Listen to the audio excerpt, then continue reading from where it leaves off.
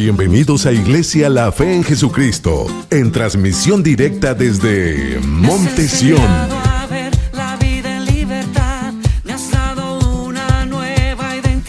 Te invitamos a tomar nota y comentar lo que Dios te habló hoy. Este es un mensaje que bendecirá tu vida. Hermanos, me da mucho gusto estar con ustedes en este día, ya que por las circunstancias o por la situación en la que estamos viviendo, no es posible podernos reunir en Montesión como lo deseamos, pero pues de alguna manera podemos estar en comunión y esta es una forma de hacerlo. Damos gracias a Dios por estar en contacto y estar en comunión con ustedes. De veras, hermanos, creo que ustedes extrañan Montesión como yo también extraño verlos en este lugar. Pero damos gracias a Dios porque al final de cuentas todo ayuda bien a los que aman a Dios. Dios ha permitido que pase todo esto, sin duda con un propósito. Dios tiene propósitos en todo y aprendamos lo que dice el apóstol Pablo. Demos gracias en todo, porque esta es la voluntad de Dios, agradable y perfecta. Así que, hermanos, en esta mañana vamos a ir a la palabra del Señor. Hoy vamos a continuar con el tema que abordamos anoche. Hoy quiero hablarles otra vez acerca de la importancia de la oración. Creo que estamos pasando por momentos en los que necesitamos orar. Debemos orar. Debemos seguir en oración porque, como veremos en esta ocasión, la oración se vuelve indispensable, imprescindible, importantísima en estos momentos de calamidad. Muy bien, ¿qué le parece si en este momento cierran sus ojos y tenemos un minuto de oración? ¿De acuerdo? Vamos a orar. Padre que estás en los cielos, te damos gracias por estar juntos a través de estos medios y te ruego, Señor, que bendigas a mis hermanos que están ahí reunidos, escuchando esta transmisión, listos para recibir tu palabra. Gracias, Padre, en el nombre de Jesús. Amén. Bien, yo les quisiera decir que den un aplauso al Señor, pero no los puedo escuchar. Pero si quieren dárselo, háganlo. Así que vamos a ir a la palabra del Señor. Quiero, en primer lugar, decirles, hermanos, que la vida cristiana depende de tres pilares. Tres pilares que los encontramos en la iglesia desde los tiempos primitivos, desde la iglesia, desde el origen de la iglesia, desde la iglesia apostólica, la iglesia primitiva. Encontramos que los que creían en el Señor, dice Hechos 2:42, perseveraban en la doctrina, perseveraban en la comunión y perseveraban en las oraciones. Estos son los tres pilares que han sostenido a la iglesia por más de 2000 años. Estos pilares hacen que no solamente la iglesia como cuerpo de Cristo, sino el creyente individualmente sea invencible y pueda avanzar sin sufrir derrotas en su vida espiritual. De manera que son tres pilares que la iglesia necesita, que el creyente necesita para mantenerse en victoria todos los días, o todos los días de la semana, o todos los días del año y durante toda su vida. La doctrina, la comunión y la oración. Al hablar de la doctrina, hablamos de la palabra de Dios. Y estoy haciendo énfasis en los devocionales de cada día, de que debemos estudiar, debemos leer, meditar y estudiar la palabra de Dios todos los días. Hoy más que nunca debemos depender de la palabra del Señor todos los días. No se olvide, todos los días necesitamos ir a la palabra del Señor. Pero este es solo un pilar. El segundo es la comunión, es decir, la necesidad de reunirnos, de congregarnos, de estar juntos. Pero eso, lamentablemente, ese pilar por el momento está suspendido. Pero hay dos, y podemos mantenernos con dos pilares, con dos bases, para que nuestra vida no colapse, nuestra vida espiritual, para que como iglesia podamos mantenernos firmes con la seguridad de que estamos avanzando a pesar de cualquier adversidad. Así que por el momento no podemos reunirnos, no podemos tener comunión como lo tenían los creyentes o como lo han tenido los creyentes durante siglos, pero tenemos la palabra y tenemos la oración. Podemos ir a la palabra todos los días y podemos recurrir a la oración, pues la oración es un arma que no falla. Así que ayer sábado hablamos de la importancia de la oración y les hablé sobre la oración modelo. Hoy quiero hablarles otra vez acerca de este tema porque esto es muy importante. Así que es tan importante la oración que este tema lo encontramos desde el libro de Génesis hasta el libro de Apocalipsis. Es decir, es un tema que lo hallamos en toda la Biblia. Encontramos a Noé, por ejemplo, invocando al Señor y haciendo holocaustos, haciendo sacrificios. Encontramos a Abraham invocando al Señor. Encontramos a los patriarcas, encontramos a los profetas. En todo el Antiguo Testamento y el Nuevo Testamento, la oración ha sido un recurso que los santos han usado en todos los tiempos. Entonces, ¿cuán importante es la oración? Quiero invitarles a que vayamos al libro de Apocalipsis y quiero leer con ustedes hoy en el capítulo 5, verso 8 de Apocalipsis. Dice así: y cuando hubo tomado el libro, los 4 seres vivientes y los 24 ancianos se postraron delante del Cordero. Todos tenían arpas y copas de oro llenas de incienso, que son las oraciones de los santos. Y luego podemos ir siempre en el libro de Apocalipsis, al capítulo 8, versículo 3. Dice: otro ángel vino entonces y se paró ante el altar con un incensario de oro, y se le dio mucho incienso para añadirlo a las oraciones de todos los santos sobre el altar de oro que estaba delante del trono. Y de la mano del ángel subió a la presencia de Dios el humo del incienso con las oraciones de los santos. Muy bien, no podemos hacer una interpretación a fondo de estos dos segmentos bíblicos que hemos leído, pero sí podemos ver en ellos cómo sobresale la oración. Y en el primer pasaje de Apocalipsis, en el capítulo 5, verso 8, encontramos que el incienso es tipo de la oración. Es decir, el incienso representa la oración. Encontramos ahí en el primer pasaje que los 24 ancianos representan a la humanidad redimida, representan a la iglesia en la presencia de Dios. Y esos 24 ancianos tenían copas de oro llenas de incienso. Incienso que, dice el texto, incienso que eran y son las oraciones de los santos. Eso es lo que nos dice el primer pasaje. El segundo pasaje nos dice que el incienso es añadido a las oraciones de los santos.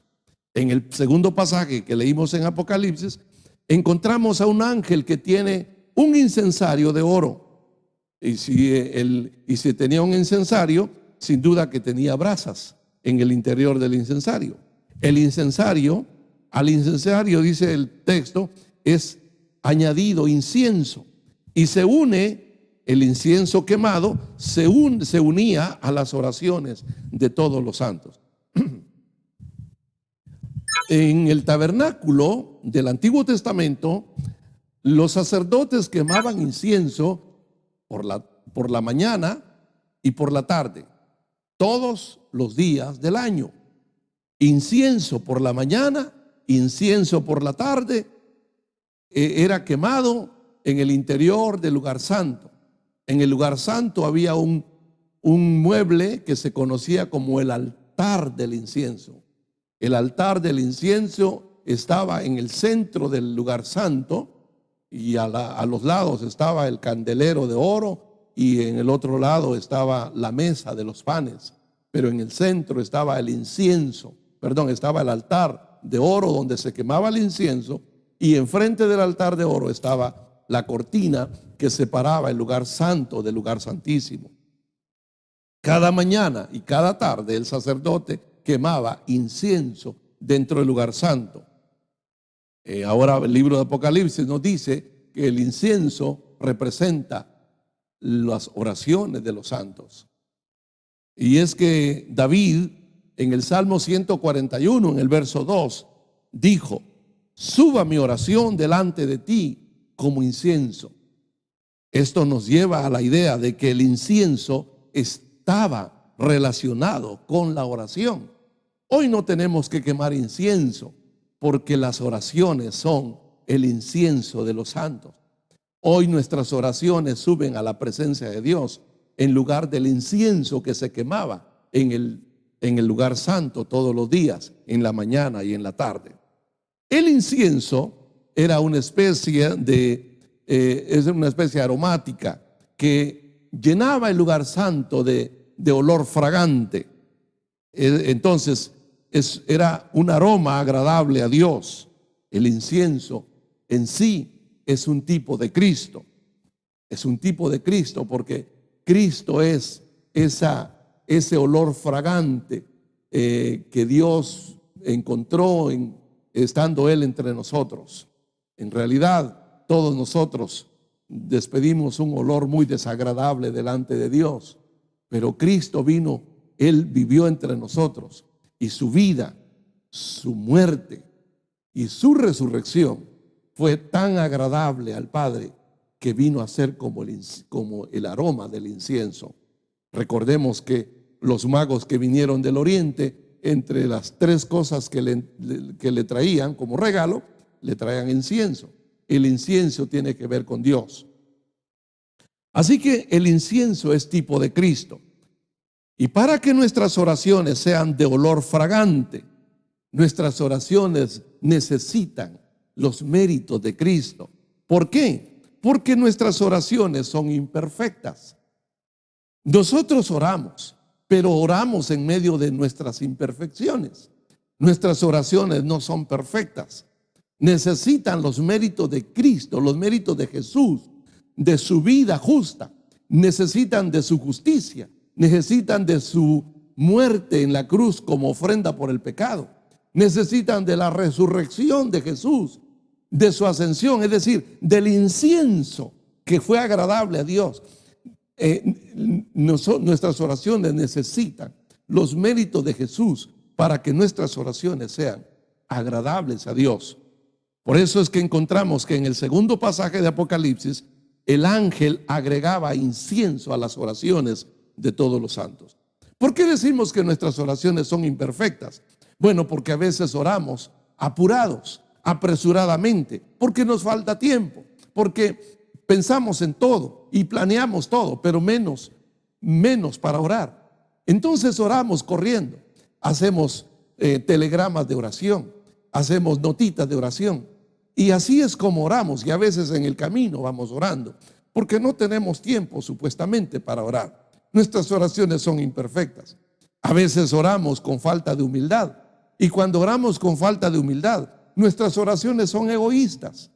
A veces oramos con falta de sinceridad, y cuando oramos con falta de sinceridad, nuestras oraciones caen en una especie de formalismo. Cuando oramos, cuando somos muy formales en la oración, pues repetimos lo mismo que hemos repetido por años. Hacemos la misma oración que hemos repetido durante 10 años. Las mismas palabras, las mismas frases, como aquellos que dicen: Padre, te doy gracias por estos alimentos y nos acordamos de los que no tienen para comer, dáselos a ellos. Amén, en el nombre de Jesús. Esa oración viene siendo repetida por años. Está bien, se oye bonito, pero se cae en un formalismo. Y ese formalismo significa que no hay sinceridad en la oración. Es solo una oración que podría ser al final una oración vacía. Entonces, digo, nuestras oraciones son imperfectas. Oramos, de alguna manera oramos, pero a veces oramos a la carrera, a veces oramos con falta de humildad y a veces oramos con falta de sinceridad. Yo quiero hablarles así a la carrera, un poquito a la carrera, sobre algunos puntos que son necesarios para que la oración sea verdadera, efectiva. Así que para que la oración sea verdaderamente efectiva, la oración requiere de 5 elementos. Hablemos de 5 elementos para que nuestras oraciones sean efectivas. Lo primero, necesitamos ser sinceros. Cuando oremos debemos ser sinceros como aquel publicano que estaba en el templo y le decía a Dios: Señor, sé propicio de mí, porque soy pecador. Al fondo del templo, cerca tal vez del altar, había otro que oraba también, pero hacía alarde de todo lo que él era, de todo lo que hacía. Presumía de sus obras, presumía de su conducta, de su comportamiento. Pero allá estaba otro reconociendo. Eran 2 que estaban prácticamente en el templo. Estaban orando. La oración del primero, que era la oración del fariseo, era una oración presuntuosa. La oración del otro era una oración sincera, tal vez un poco corta, pero sincera. Aquel estaba consciente de su condición espiritual. Cuando oremos, seamos sinceros. 2, cuando oremos, concentrémonos. Dice Mateo 6:6, cuando ores, entra en tu aposento, cierra la puerta y ora a tu Padre en secreto. ¿Qué quiere decir eso? Quiere decir que cuando oramos debemos buscar lugares privados, lugares donde no tengamos interferencia, lugares donde estemos solos con el Señor, lugares donde no haya interrupción. Debemos cerrar la puerta, debemos estar a solas con el Señor para podernos concentrar. No podemos concentrarnos si estamos en medio de la bulla. Así que, primero, sinceridad. Segundo, concentrémonos en la oración. Tercero, dediquemos tiempo. Encontramos en Lucas capítulo 6, verso 12, que Jesús pasó la noche orando y cuando fue de mañana bajó del monte. No creo yo que Jesús se haya ido al monte a orar aquella noche solo porque no tenía sueño. No creo yo que él haya ido a orar porque tenía insomnio. No. El Señor planificaba. Él decidía dedicar esas horas, esos momentos prolongados, por cierto, a la oración. La oración requiere de tiempo. Media hora, 1 hora, 2 horas, 3 horas, no sé cuánto quiera usted orar, pero la oración requiere de tiempo. Necesitamos dedicar tiempo, pero planificado. Tenemos que decidir cuándo vamos a orar, cuánto vamos a orar y dónde vamos a orar. Así que esto me lleva al punto número 4. El punto número 4 es decisión. Si queremos orar efectivamente, necesitamos tomar una decisión. Usted se recuerda de Daniel. Daniel, viviendo en Babilonia, recibió la noticia de que era prohibido orar durante 30 días. Y el decreto decía que si alguien oraba a otro dios que no fuera los dioses de Babilonia, sufriría la pena de muerte. Así que Daniel, que oraba siempre, se entera de que a partir de ese determinado día no se podía orar. Pero Daniel capítulo 6, en el verso 10 específicamente nos dice que Daniel siguió orando y cada día oraba 3 veces. Abría sus ventanas y se arrodillaba y levantaba sus manos. Esto requiere decisión. Cuando vamos a orar, tenemos que tomar una decisión. Tenemos que decidir. Es como aquel que decide guardar dieta, o es como aquel que decide abstenerse de alguna cosa. Hay que tomar una decisión. Usted tiene que decidir en qué momento va a orar a partir de hoy o a partir de mañana. En qué momento, cuánto tiempo, en dónde va a orar, en qué lugar va a escoger para orar. Así que, concluyo, la verdadera oración requiere de estos elementos. Número 1, sinceridad. Número 2, concentración. Número 3, dedicación de tiempo. Número 4, decisión. Y número 5, la oración requiere de convicción. Convicción. Santiago dice simplemente: ¿está alguno afligido? Haga oración. Así dice Santiago 5:16. ¿Está alguno afligido? Haga oración. Yo me pregunto, o yo le pregunto, ¿está usted afligido por el coronavirus? ¿Está usted afligido por la economía? ¿Está afligido por sus ingresos? ¿Está afligido por el panorama que vemos a nivel mundial? ¿Por las noticias? ¿Se siente usted afligido? Bueno, Santiago tiene la respuesta. Santiago simplemente dice: ¿estás afligido? Ora, ora. Así dice: ¿está alguno afligido? Haga oración. No dice vaya a la iglesia. No dice busque a alguien que ore busca a alguien que ore por ti. Él dice: ¿estás afligido? Ora, haz oración. La oración es la respuesta. Si estamos preocupados, si nos sentimos amedrentados o temerosos, inseguros ante la situación en que estamos viviendo, hermanos, todo lo que necesitamos hacer es orar, orar, orar.